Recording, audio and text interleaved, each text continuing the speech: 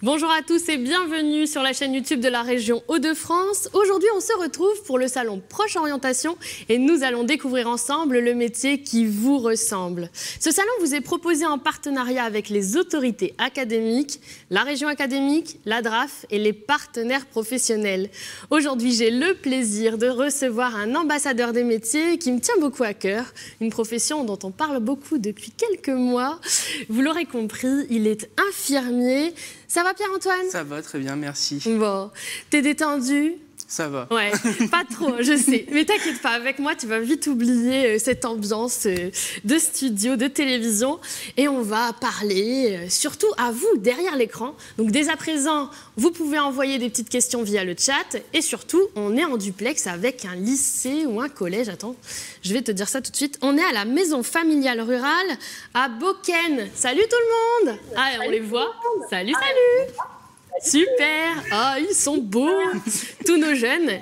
Et peut-être des futurs recrues, hein, car toi, tu transmets aussi.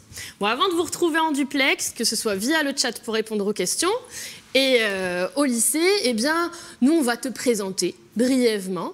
Oui, la personne avant la fonction. Qui es-tu? Dis-moi tout. Alors, je m'appelle Pierre-Antoine, donc j'ai 24 ans. Je suis infirmier depuis 2017.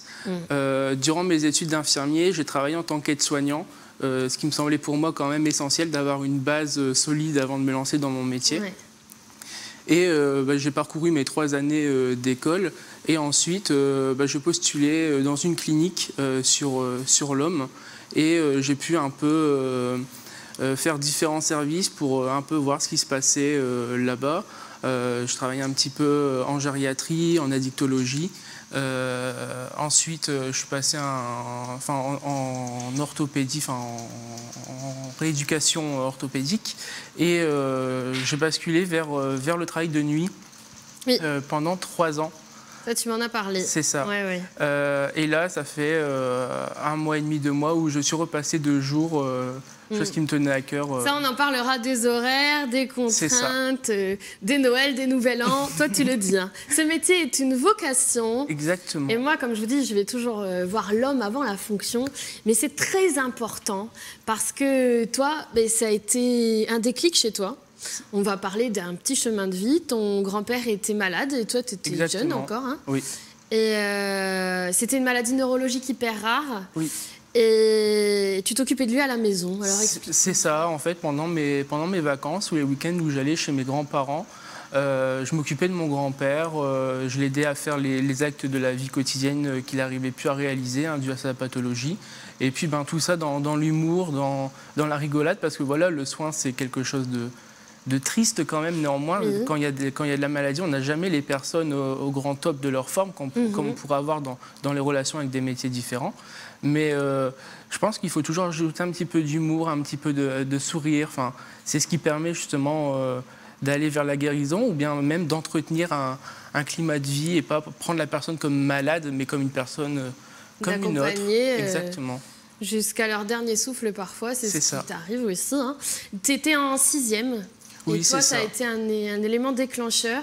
Tu insistes beaucoup sur le fait que ce métier est une vocation. Il ne faut pas plaisanter avec ça. Moi, je pense que le métier d'infirmier, c'est vraiment pas quelque chose qui choisit comme ça du jour au lendemain.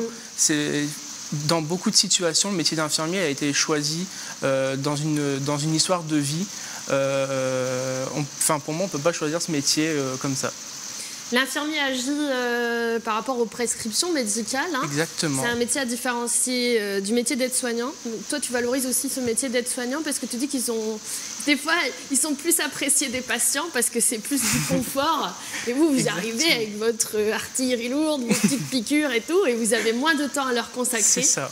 Donc c'est vraiment un travail d'équipe aussi. Oui, complètement, un travail d'équipe complet. Enfin, moi, je souligne réellement le travail d'équipe parce qu'avant d'être infirmier, j'ai été aide-soignant.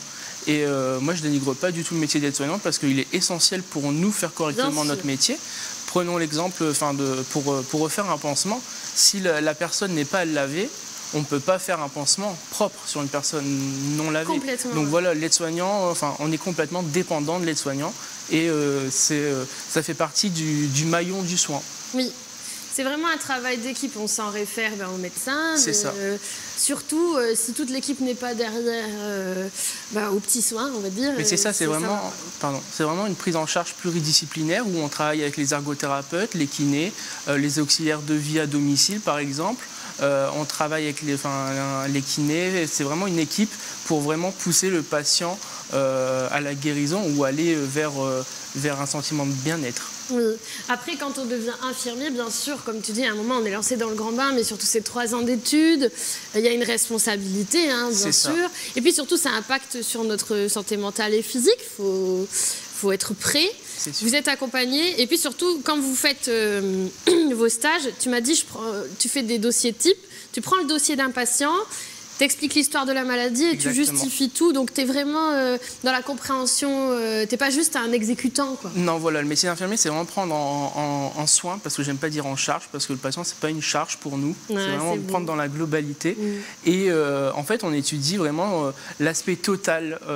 C'est ce que je disais, c'est vraiment la prise en charge pluridisciplinaire. Un problème va être réglé par peut-être nous ou un autre professionnel de santé sur lequel on va pouvoir orienter le patient. Et c'est vraiment une dynamique très intéressante et enrichissante parce qu'on apprend sans cesse tous les jours des différents professionnels. Vous êtes même force de proposition. Des fois, tu dis, je vais proposer de faire une prise de sang, une analyse, j'ai discuté. Et des fois, c'est même vous qui pouvez anticiper et puis faire des suggestions aux médecins. Vous avez le droit, quoi. Oui, exactement. Le premier maillon, pour moi, je vais rester là-dessus, vraiment, c'est l'aide-soignant qui passe énormément de temps avec le patient, qui va être là pour la toilette, pour laver les cheveux, pour les repas, l'aide au repas. Nous, on va vraiment intervenir sur différents moments, mais beaucoup plus ponctuels pour les soins, la distribution des thérapeutiques. Mais ça reste vraiment très ponctuel, donc c'est plutôt l'aide-soignant qui va nous faire remonter des signes ou nous des signes un peu plus spécifiques qui vont nous alerter et on va alerter de ce fait le médecin, en fait tout se fait à la chaîne comme ça. Complètement. Bon, c'est dès maintenant que se décide votre avenir. Si cette formation vous intéresse, aujourd'hui, on s'inscrit via Parcoursup. Et puis après, vous verrez si la formation vous plaît. C'est surtout dès le début, toi, tu dis. C'est quand on commence qu'on voit si c'est vraiment une bonne vocation, si on est fait pour ça, quoi. C'est ça, voilà. Quand on commence les études d'infirmier, on commence par à peu près 1 mois et demi, 2 mois de cours. Et souvent, on part en stage aux alentours de fin octobre en première année. Donc voilà, on a eu un peu de théorie pour nous mettre un peu le pied à l'étrier pour ne pas partir sans connaissance. Et directement, on est lâché dans les stages. Et puis, à nous de faire nos preuves et montrer vraiment ce qu'on a envie de faire et comment on a envie de faire le métier d'infirmier. Super. Bon, Pierre-Antoine, je vais pas te cacher que dans l'oreillette, moi, j'ai eu des consignes. Tout le monde, on a passé la dizaine de minutes. Là, ça y est, on t'a présenté. Je t'avais dit pendant 10 minutes, on te présente. Mais maintenant, ça y est, on va répondre à vos questions. Et je vais commencer. Allez, je commence par une question YouTube, j'aime bien. On va aller voir Louis. Louis, t'es là ? Oui, je suis là. Ah, ça, c'est bien. Alors, je te présente Louis. Bonjour, enchanté. Louis. Enchanté. Alors, quelques questions sur YouTube. On a une question notamment de Marion qui se demande comment vous faites pendant cette crise sanitaire. Est-ce que ça impacte votre métier ? Bonne question, Marion. Alors, dis-nous très bonne question. Donc là, nous, on a été vraiment confrontés aussi de ce fait au Covid. Donc ça a eu un changement professionnel parce que voilà, il y a eu des méthodes de travailler beaucoup plus différentes que d'habitude au niveau des précautions. Ça a impacté toute une organisation au sein de l'établissement parce que voilà, il y a eu des secteurs Covid à mettre en place. Donc pareil, tout un maillon avec les infirmières hygiénistes, etc. Les cadres de service qui nous ont permis de monter ces services et aussi une organisation personnelle parce qu'il y a eu des changements d'horaire aussi. Donc je travaillais par exemple en 10 heures, on est passé en 12 heures pour pouvoir mettre le moins de personnes dans ces secteurs et essayer de garder tout le temps le même roulement pour ne pas propager le virus. Un métier assez chronophage, on le dira plus longuement tout à l'heure, mais c'est un métier passion, il faut compter ses heures, il faut aimer ça, quoi. Toi, tu te lances dans le libéral là, depuis quelques temps. Si vous voulez un infirmier libéral sur l'île, Pierre-Antoine Fumery, on va te donner ton 06 tout à l'heure. Mais oui, allez-y, les yeux fermés. Moi, j'adore mettre du rythme, tu sais, dans ce salon proche orientation, et je t'emmène tout de suite au lycée. Coucou, il y a quelqu'un ? Ouais, il y a quelqu'un. Alors, bonjour, comment comment t'appelles-tu? Bonjour, comment t'appelles-tu? Erwan. Bonjour Erwan. Alors, quelle est ta question Erwan? Avez-vous effectué des stages? Oui. Tu as la traduction, infirmier? Avec vous, effectuer des stages? Ah oui, il en a fait plein. Alors, des stages, j'en ai énormément. En première année, en fait, c'est un stage de 5 semaines et un stage de 10 semaines. En deuxième année, c'est 2 stages de 10 semaines. Et en troisième année, c'est un stage de 10 semaines et un stage de 15 semaines qui peuvent être découpés différemment. Mais c'est vraiment une formation en alternance. On alterne vraiment cours, partiels, il ne faut pas oublier. Et les stages qui comptent aussi pour les partiels, parce que les stages, ce n'est pas des vacances comme on pourrait croire. Oui, oui, puis la formation théorique est quand même assez chargée. Il faut savoir que voilà, si tu veux cumuler avec une passion ou autre, ça va être très, très prenant. Hein. C'est ça. Après, peut-être tu seras un peu libéré, mais en fait, quand tu es sur le terrain, tu travailles beaucoup. Et en plus de ça, tu dois apprendre tes cours. C'est ce que tu me disais. Il y a un moment où ça devient très compliqué. Puis après, on passe, il y a un nouveau souffle et puis on est bien. C'est très, très formateur. Vraiment, des stages, vous allez en avoir plein. Erwan, j'espère qu'on a bien répondu à ta question. Et je te propose de retrouver Louis sur YouTube. Très bien. Alors oui, nous avons donc une question de Nemo qui se demande quelles sont les principales différences entre les infirmiers en milieu hospitalier et les infirmiers à domicile. Ah oui, c'est une bonne question. Par toi, tu connais les deux. Effectivement. Alors, infirmier en milieu hospitalier, on agit sur prescription médicale comme à domicile, mais c'est vraiment... pour moi, c'est un aspect relationnel qui est différent avec le patient. Là, le patient est à l'hôpital, il n'est pas chez lui, c'est différent, il est perturbé beaucoup plus qu'à domicile, alors qu'à domicile, justement, il est chez lui, on rentre dans son intimité et il y a une autre relation de confiance et de soins qui se crée avec lui. Après, le changement, c'est les horaires. Sont pas du tout les mêmes. Non, mais ça a un peu plus de temps. C'est ça. À domicile, il ne faut vraiment pas compter ses heures. Il ne faut pas avoir peur de commencer à 6 h chez le premier patient et terminer à 20 h, 20 h 30 si ce n'est pas plus. Et par contre, à l'hôpital, on a des horaires un peu plus postés quand même. Oui. Et tiens, j'attire votre attention également sur la population qui est intéressée par ce métier, parce qu'il n'y a que 14% d'hommes. Nous, on aime bien les infirmiers, il n'y a que des infirmières. Alors, venez, messieurs, venez découvrir ce métier qui pourrait vraiment vous plaire. Toi, tu es d'accord? En plus, j'ai une petite confidence à vous faire, c'est Pierre-Antoine qui me l'a dit. On est un peu chouchouté quand on a un garçon en formation. Ah, c'est vrai. Sur les lieux de stage, effectivement. Ouais. Bon, tu vois, je suis pleine d'arguments favorables. Alors, je vous retrouve tout de suite au lycée, en duplex. Bonjour.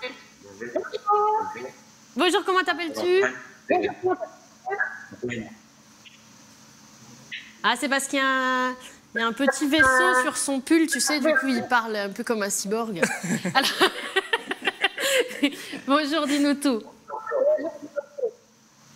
Quel est votre salaire? Ah, ça c'est bien, c'est une question d'argent. Bah oui, c'est important. Oui, hein. C'est important. Alors, les sous, parlons-en. Alors, les sous, donc, en tant qu'infirmier, on pourrait... dire qu'on est très très bien payé et au final on a des salaires moyens, de classe moyenne. On a à peu près entre, je vais parler parce que les jeunes en fait en brut ils s'y retrouvent jamais. Donc on va parler en net, donc ce qu'on a dans la poche à la fin du mois, on a à peu près entre 1420 et 1800 euros à peu près. D'accord. Sur les fiches information, moi j'avais, on va dire maximum 1700 net. Ça dépend vraiment aussi de ton activité. C'est ça. Si on après, il y a des postes qui sont un peu plus payés. Il y a des temps pleins aussi. Et il y a le travail de nuit qui paye un petit peu plus aussi. Il faut savoir qu'il y a des contrats d'apprentissage en Hauts-de-France aussi. Il y a 52 200 emplois salariés et non salariés infirmiers, tu vois. Et c'est 39 ans l'âge moyen. 11% de jeunes, 19% de seniors, 14% d'hommes et 86% de femmes. C'est vrai, ça. Hein. Mais c'est un secteur d'activité qui recrute beaucoup. Et surtout, il ne faut pas se tromper. Toi, tu es beaucoup dans l'accompagnement. C'est ça. On va continuer à discuter avec vous en duplex au lycée. On y va. Ah, il y avait Louis. T'es là, Louis. Bah, alors, on va faire une question de Louis. Alors, on a une question de Xilob qui se demande si on peut choisir de travailler le jour ou la nuit. C'est possible, peut-être pas au début forcément. Dis-nous tout. Alors, au début, quand on commence le métier d'infirmier, on est vraiment... Donc, je vais parler pour les centres hospitaliers, où on est vraiment dans des poules. C'est des groupes, en fait, quand on arrive, on va remplacer ponctuellement un peu à droite, à gauche dans les différents services. Après, s'il y a des contrats un peu plus longs, on va pouvoir, mais vraiment choisir, ça devient compliqué. Au début. Au début, c'est vraiment compliqué. Il faut faire des remplacements un peu partout et puis se faire sa place, un peu comme dans chaque métier, se faire sa place et après, voilà, avec l'expérience, choisir un peu plus un poste qui nous convient. Et après, un poste qui nous convient au début, comme moi, le poste de nuit me convenait parfaitement au début. Oui. Et au fur et à mesure, la vie se poursuit. On change, c'est ça, on change. Et les postes ne nous conviennent plus. Parce que soit personnellement ou après professionnellement, on ne se retrouve plus dans les soins et dans ce qui est prodigué auprès du patient. Toi, tu m'as dit, je ne vais pas leur mentir. De toute façon, c'est un métier dans lequel tu dois sacrifier tes Noëls, tes Nouvel An. Tu as commencé par m'expliquer ça. Hein. C'est ça. Donc... Mais c'est pas du sacrifice, en fait. Enfin, c'est pas le bon mot. Comme tu dis, on ne dit pas charge, on dit soin. Mais tu vois, c'est bien Noël à l'hôpital, au final. Noël à l'hôpital, c'est assez particulier quand même. Parce que c'est passer quand on est de nuit, du coup, c'est passer le Noël avec ses collègues. Donc c'est complètement différent, mais ça n'empêche pas en pause de se faire un petit repas. Enfin, on se fait des repas formidables. Hein. En pause, franchement, on se fait des bons petits repas et c'est vraiment des souvenirs, un travail.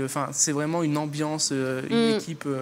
Au top. Souvent, les métiers humains, hein, tu vois, les professions, les pompiers, tout ça, c'est souvent des métiers très humains avec des personnes très humaines et donc plein de bons souvenirs et de partage. Eh bien, partageons maintenant avec une étudiante du lycée. Bonjour, comment t'appelles-tu? Bonjour, je m'appelle Lise. Louise, c'est ça? Non, Lise. Lise. J'avais mis un « ou » de trop. Alors, Lise, dis-nous, quelle est ta question? Au niveau du Covid, quelles sont les nouvelles contraintes? Au niveau du Covid, les nouvelles contraintes, c'est ça? Oui. Ah, qu'est-ce qui a changé? Ça, tu avais expliqué un petit peu. C'est vraiment au cas par cas. Enfin, après, les gestes barrières, c'est ça, etc. il y a tous les gestes barrières qui sont respectés.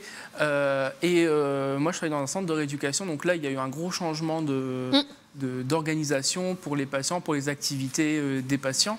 Mais après, ça reste les règles, j'ai envie de dire, standards de bon sens pour le Covid. Donc, port du masque tout le temps.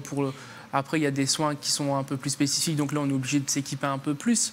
Mais c'est vraiment... moi, je dis, il fait chaud sous tous ces équipements. Il fait chaud. Tu m'avais envoyé une photo de toi que j'ai mis sur le site Proche Orientation. Je vous invite à découvrir tout leur portrait. Hein. C'est vraiment bien répertorié. Nos ambassadeurs des métiers sont mis en valeur avec 4-5 lignes pour vous décrire, humainement et professionnellement. Et on retrouve tout de suite Louis pour une question. Oui, j'ai une question de Tariq qui se demande, qui a des lacunes en maths et il se demande si c'est un gros problème. Il rigole. Tiens, Antoine, tes talents en maths... Alors, mes talents en maths sont pas top. C'est bien, ça va, Tariq va être content. C'est ça. En fait, en tant qu'infirmier, au niveau des... il n'y a qu'une seule chose à savoir en tant qu'infirmier, c'est savoir faire des produits en croix. D'accord. Tout se fait en produit en croix. Il n'y a aucun calcul compliqué. C'est vraiment que du produit en croix. Donc, même ceux qui ne sont pas forts en maths, c'est du niveau, je sais pas, CP. On fait les produits en croix. C'est assez concret, donc c'est plus facile à comprendre. C'est réfléchir.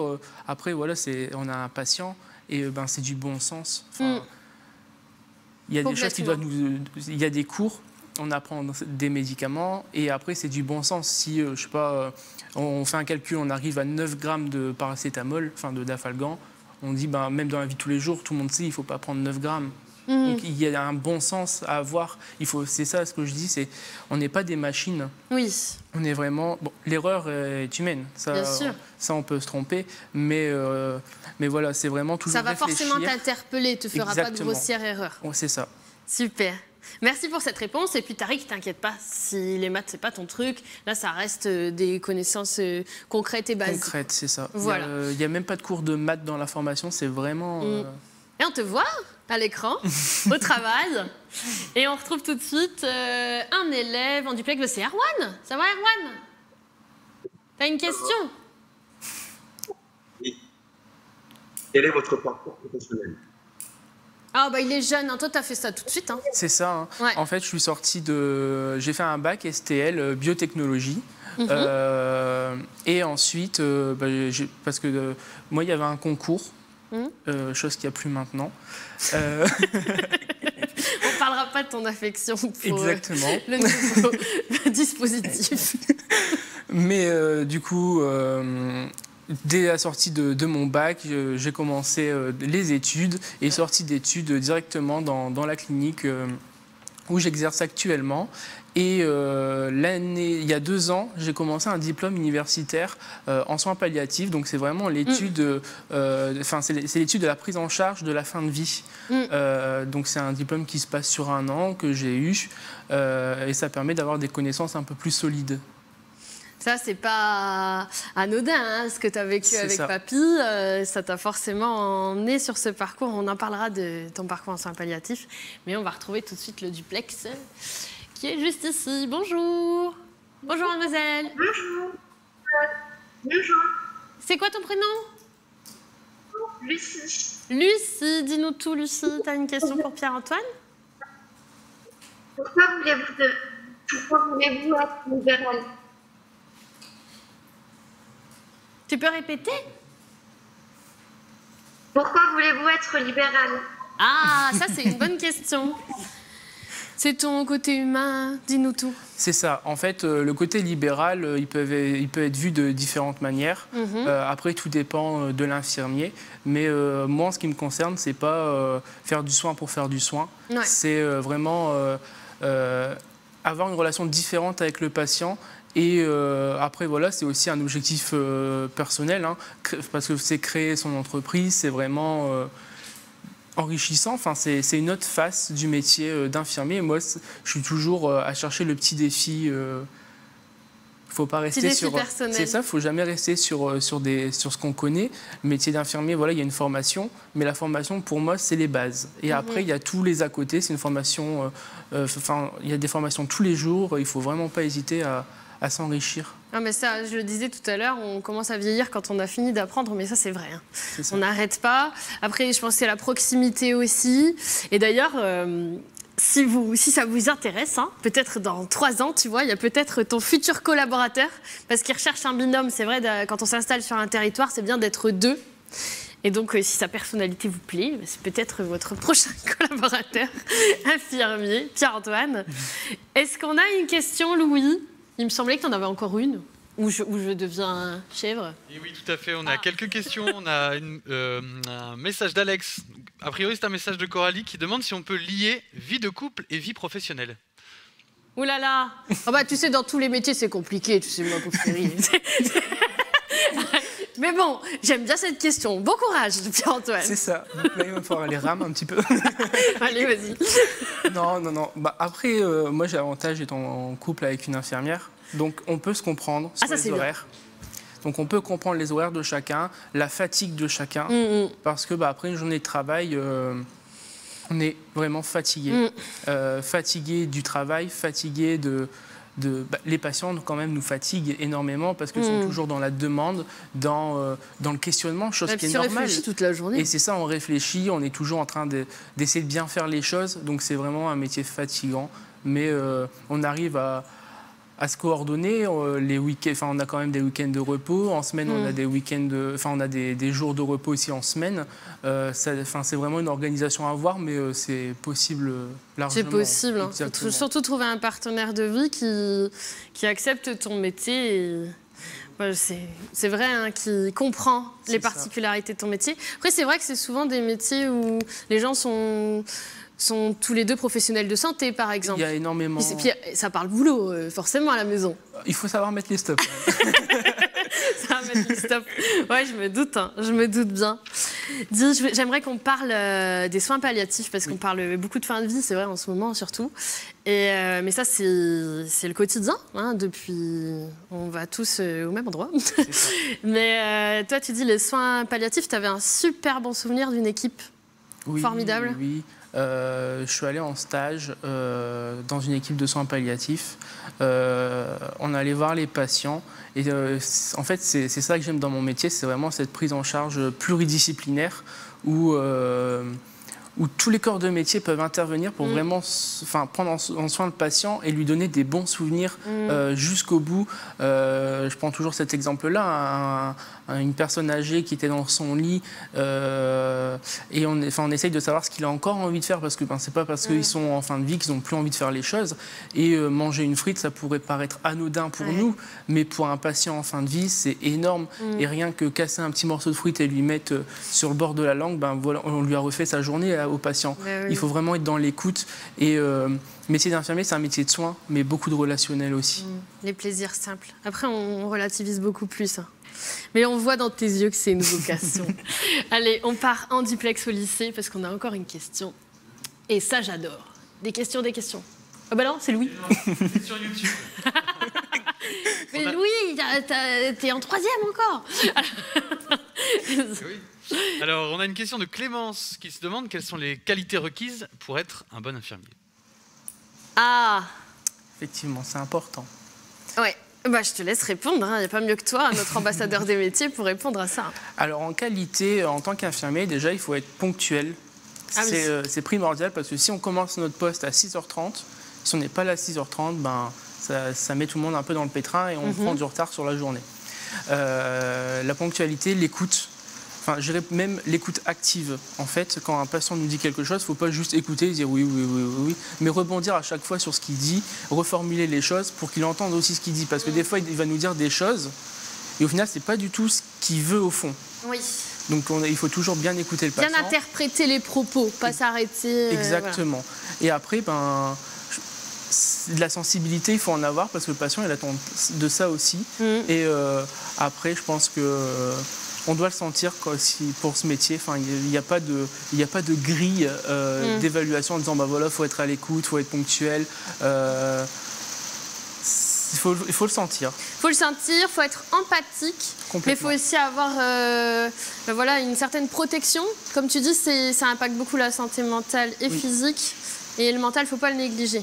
Parce que quand on sort des 3 ans d'études et qu'on est dans le grand bain, c'est là où il va y avoir les petites C'est ça, parce qu'on fait les 3 années d'études et on est toujours encadré par l'infirmière. Il y a des choses qui nous sont cachées pendant la formation. Et quand on arrive sur le terrain, on tombe de haut quand même. Bien sûr. Au niveau charge administrative, c'est très très important. Donc il faut être rigoureux au niveau de l'administratif parce que un patient pourrait porter plainte et il faut avoir bien fait les choses carrées. Ça, c'est très très important aussi. La responsabilité. C'est un métier de responsabilité. Donc la ponctualité. Oui, mais il faut être optimiste. Et il paraît que les gens optimistes sont toujours en retard. Moi, c'est mon cas, sauf quand il y a tournage. Alors, on se retrouve au lycée. Eh ben, Erwan, t'as une question? Dis-nous tout. Oui. Comment pouvez-vous évaluer la douleur d'une personne qui a l'Alzheimer? Comment pouvez-vous évaluer la valeur d'une personne? Ah, la douleur des personnes Alzheimer. Heureusement, j'ai mon traducteur David d'Écatoire avec l'oreille plus fine que moi. Alors, merci David. Alors Alzheimer, c'est une grosse problématique, ça. C'est ça, c'est une grosse pathologie où il existe plein de diplômes pour se spécialiser dans les troubles neurologiques dégénératifs. Et voilà, donc pour évaluer les douleurs, là on est sur du concret. Pour évaluer les douleurs chez les personnes Alzheimer, en fait, il y a des petits signes qui peuvent alerter. En fait, il y a des changements de comportement qui peuvent avoir lieu, de l'agitation, des cris, des pleurs, un repli sur soi-même. Après, il y a douleur et il y a gêne, il y a infection. En fait, tout est lié. La personne Alzheimer, en fait, va, elle, va nous alerter différemment que nous. Nous, on va avoir mal, on va dire aïe, et sur une échelle, parce que nous, on travaille avec les échelles numériques d'évaluation de la douleur. Ouais, donc, tu demandes 0, c'est pas du tout mal, 10, c'est une douleur atroce, à la limite de mourir. Donc, les patients évaluent de 0 à 10. Une personne Alzheimer ne peut pas le faire. Donc, on va vraiment avoir un regard plutôt visuel sur comment elle se comporte, est-ce qu'il y a un changement de comportement. Et un mécontentement, par exemple? Elle manifeste... Mécontentement, non. En pas fait, forcément. La personne Alzheimer, ça va plus être un trouble du comportement réellement. D'accord. Elle va ou bien Moi, je pense à une personne constipée. Elle va aller chercher ses selles elle-même. Va pas nous dire j'ai mal au ventre, je suis constipée. Elle va faire les choses comme un enfant, concrètement. Elle va se plaindre comme un enfant, elle va pleurer, elle va s'agiter. Et après, il existe aussi des échelles, des échelles où on va cocher, bah voilà, petit 1, la patiente est agitée. Donc oui, et par rapport à cette échelle, on va pouvoir évaluer la douleur et mettre des traitements en place du coup. Voilà, donc l'écoute, hein, toujours. C'est une pathologie en plus qui se manifeste différemment chez certaines personnes. Il y a un super documentaire du papa d'Elise Moon. Tu l'as peut-être vu? Non. Ah, il est formidable. Tu peux aller le voir, ouais, c'est formidable aussi. Je vois la tête de Louis derrière moi. Ça veut dire qu'il y a une question. On a une question de Louisa qui se demande si c'est compliqué de gérer les patients qui ont peur des soins, notamment les piqûres. Ah oui, comment tu fais pour les rassurer? Alors, question concrète. Oui, là c'est encore une fois très concret. Ouais, donc, très concret. On acquiert ça avec l'expérience un petit peu. Au début, on est... Si tu as aussi peur qu'elle, c'est pas la peine. En fait, ce qui est vraiment surprenant, c'est quand on arrive pour la première fois, donc on va pour faire le soin, et le patient nous dit « c'est la première fois ?» Ah oui, c'est vrai. Oui. Donc là, c'est un peu plus compliqué, mais après, au fur et à mesure, moi, je mets toujours ça un peu sur l'humour. Je dis, ne vous en faites pas, je dis, je sais très bien piquer, je dis, moi, je pique sans aiguille, enfin voilà. Oui, Et on essaye de faire sourire les patients, on dévie un peu leur angoisse sur autre chose, et puis les soins se passent toujours très bien. Hein. Bah, bien Même sûr. les personnes qui ont un peu peur, il suffit de les rassurer, et puis après, voilà, il existe aussi plein de médicaments et des gaz maintenant qui permettent de faire des soins sans douleur et sans angoisse supplémentaire pour des soins vraiment très complexes. On n'est plus sur des soins... on fait plus mal pour rien. Non. Bah, vraiment, la douleur, maintenant, c'est vraiment une prise en charge à l'hôpital et un patient ne doit plus avoir mal. Donc toi, ce que tu conseilles à cette demoiselle, c'est d'y mettre un peu, pas d'animation, enfin comme moi je le fais, tu vois, mais de lui faire passer un bon moment, d'essayer de détourner un peu son attention. Faut, voilà, toujours recentrer sur elle, pourquoi elle a peur. Elle a peut-être déjà une mauvaise expérience, tout simplement. Et puis toujours... moi, j'aime bien l'humour, à chaque fois faire sourire les patients. Je suis un petit bout en train quand même dans le service. Mais souvent, les personnes dans la santé sont généreux, altruistes, et puis du coup, aiment bien rigoler. C'est ça. Ouais, on rigole souvent. Ouais. Et je pense qu'un infirmier qui arrive à vous faire rire, c'est déjà gagné. Nous voici en duplex. Non, et David, tu m'as fait un piège. Hein. Et on se retrouve en duplex au lycée tout de suite. Maintenant, avec... on l'a déjà vu tout à l'heure. Lise, non. Lise? Ouais, je me souviens. Dis-nous tout, Lise. Quels sont les rêves du métier? Tu peux répéter, Lise? Quels sont les risques du métier? Ah, quels sont les risques du métier? Alors, les risques... oui, c'est peut-être s'il y a une responsabilité pénale. Enfin, vous, c'est une obligation de moyens, pas de résultats. Enfin, c'est comme les médecins, non? Il n'y a pas de danger, enfin, si? Si, il y en a. Ah, il y a du danger. Bon, alors, allons sur le danger. Je m'accroche. Allons-y. Il y a déjà tous les risques pour la santé, je pense au travail de nuit. Donc qui n'est pas fait pour l'organisme. Donc il y a plein de maladies qui peuvent en découler. Mais voilà, c'est pas parce qu'on travaille de nuit qu'on va avoir les maladies, voilà, soyons clairs. Mais il y a toujours des risques. Après, par exemple, en cette période, le risque, c'est d'avoir le virus, d'attraper le virus sur le milieu professionnel. Moi, je pensais au risque pour les autres, mais pas pour toi. T'as vu, voilà, mais il y a plein de risques pour nous qui ne nous semblent pas... Après, il y a le risque aussi toujours d'AES, c'est l'accident d'exposition au sang. Quand on fait une prise de sang ou des injections, pour expliquer avec l'aiguille, chez un patient séropositif, par exemple, on pourrait avoir des risques importants d'une infection. Donc des précautions à prendre. Exactement. Et après, il y a comme dans tous les métiers, des risques au niveau de nos os, en fait, les troubles musculo-squelettiques, au niveau de la manutention des patients, parce que voilà, on soulève les patients pour les remonter dans leur lit. Il y a toujours de la manipulation pour aider les personnes à se lever, donc on est toujours aussi en train d'aider les patients, donc c'est un risque aussi. Mais on a des cours sur l'ergonomie à l'école. Ça, c'est important, hein. Qui nous permettent, et en stage, c'est ça. Et souvent on dit en stage, faites attention parce que le dos d'un soignant c'est précieux. Complètement. Bah oui, tu peux pas aider les autres si tu t'aides pas toi-même. Exactement. C'est surtout ça, c'est important. Eh bien, tu sais que ce bon moment qu'on partage touche bientôt à sa fin. Alors on va retrouver Louis une dernière fois. Louis, dis-nous tout. Eh bien, Pour conclure les questions YouTube, une question de Dabbous qui se demande quels sont les avantages et les inconvénients de ce métier. Ah, ouais, une question à laquelle on a déjà essayé de répondre, mais vas-y, dis-nous tout. Au niveau des avantages, en fait, moi, je pense que c'est toujours le retour du patient qui est un avantage. Ça s'est bien passé, vous êtes cool. Mais c'est vrai, c'est un peu le retour de ce qu'on donne aux patients. Et au niveau des inconvénients, je pense que c'est vraiment l'horaire qui peut être un hic vraiment dans la vie de tous les jours. Voilà. On loupe quand même pas mal de repas de famille, de fêtes, parce que on est posté ou on est de nuit. Et il faut être prêt à le faire. Et pas dire, non, moi j'arrive, mais je travaille pas le week-end.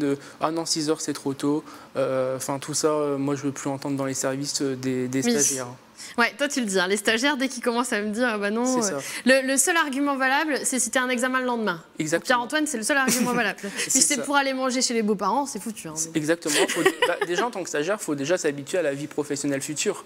Ils ne sont pas là en vacances, ils sont vraiment pour travailler sur le terrain.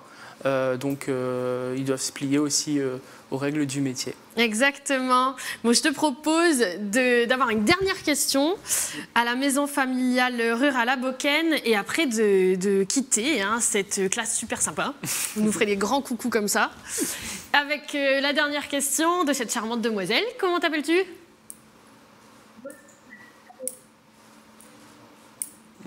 Est-ce que tu peux parler plus fort? On me demande. Bonjour, je m'appelle Aniel. Bonjour Aniel. Et ma question, c'est avez-vous été confronté à la mort et comment vous l'avez vécu? Oui, c'est une question très pertinente. Alors la mort, comment tu vis ça comme tout le monde La mort, effectivement, c'est toujours triste d'avoir un patient qu'on a accompagné pendant plusieurs temps dans un lit. Mais voilà, c'est quand même différent qu'une personne proche parce que voilà, faut toujours... il y a ce qu'on dit et il y a ce qu'on fait, toujours. On dit, voilà, il y a la blouse qui nous protège. En réalité, pas du tout. La blouse, c'est un instrument qui est censé montrer la différence patient-soignant, mais pour moi, elle a peu d'importance. La mort, c'est difficile parce qu'on peut se projeter des fois sur des situations qui nous ont interpellés auparavant. Mais au fur et à mesure, j'ai pas envie de dire on s'habitue, mais ça fait partie du métier. Ça fait partie du métier, ça fait partie de la vie. Et pour se protéger, il y a toujours des psychologues au besoin dans les établissements de santé. Et après, il existe plein de formations pour essayer de se sentir plus à l'aise par rapport à ça, parce que c'est vrai que c'est pas un sujet facile. Il faut accepter le départ des êtres aimés. Exactement. Et même des patients, en fait. C'est ça. Ouais. C'est très difficile. Très difficile, parce qu'on l'entend des fois, des personnes te disent tu veux faire quoi aujourd'hui, ils savent qu'ils sont condamnés, puis ils disent non, moi je veux partir. Exactement. Et des fois, il faut l'accepter. Moi, sur mon travail de fin d'études, parce qu'il y a un travail de fin d'études à faire, un mémoire, j'ai travaillé sur la distance professionnelle, justement en fin de vie, avec les personnes institutionnalisées en EHPAD, donc c'est les maisons de retraite, parce que voilà, ils arrivent, ils ont 65 ans, 70 ans, et ils finissent leur vie en EHPAD.